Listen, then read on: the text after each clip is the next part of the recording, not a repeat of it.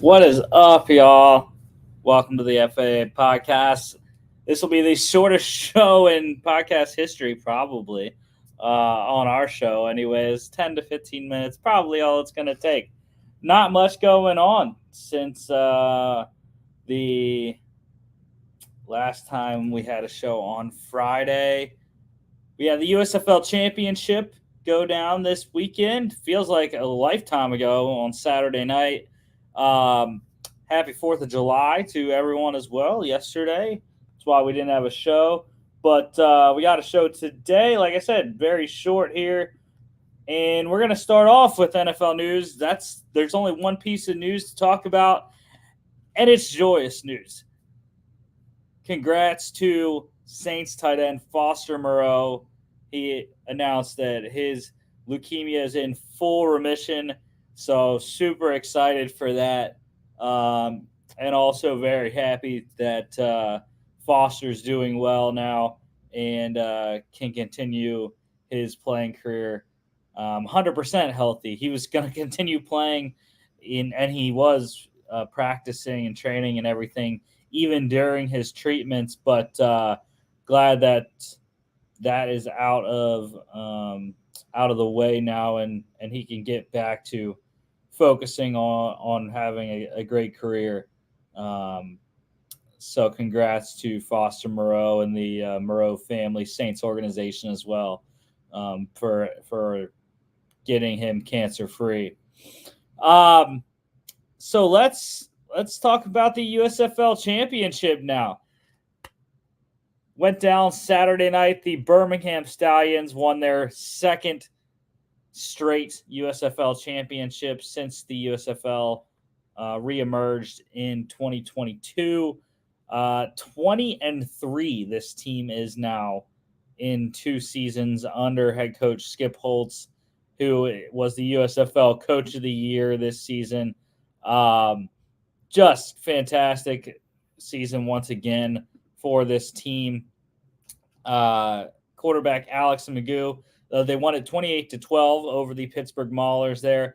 Alex Magoo, though, the MVP of the league this year, had an MVP type performance, 18 of 25, 72%, 243 yards, 4 touchdowns, no picks, 9 carries, 64 yards, did have a fumble that ultimately didn't cost them because of the missed field goal by Pittsburgh on the ensuing drive. Troy Williams for Pittsburgh struggled against the Birmingham defense most of the night, 24 of 37, 64.9%, 143 yards, 4 carries, 38 yards, and a fumble. CJ Marable, running back for the Stallions, he led the way in rushing outside of Magoo, 8 carries, 48 yards, 4 catches, 25 yards on 6 targets. You had Deion Kane. He is your USFL Championship game MVP. Fantastic game for him. 4 catches, 70 yards, 3 touchdowns on 7 targets. Excellent game for Deion Kane. Made a couple spectacular catches in the end zone for 2 of his 3 touchdowns there. Pittsburgh wide receiver Isaiah Henney led them in receiving, 8 catches, 55 yards on 10 targets. And Stallions wide receiver Davion Davis also catching a touchdown as a part of his 3 targets, caught all 3 for 55 yards. Defensively, I think I'm going to go with Stallions defensive tackle Keyshawn Camp. 3 tackles, all of them solos, 2 sacks, 1 tackle for loss, and 1 forced fumble. And of course, Chris Blewett with the only points for the Maulers, 4 field goals, hit 4 of his 5 attempts, 55 long, 80% there on the game. But yeah, this was complete dominance.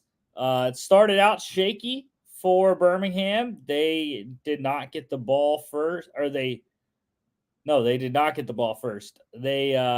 Pittsburgh went down and scored 3-0 Maulers, and then it was all Birmingham from there on out.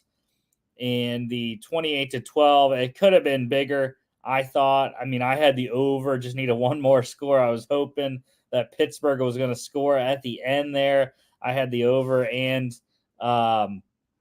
the spread for Birmingham. I just thought it was going to be a blowout the way that they beat New Orleans in the South Division Championship game.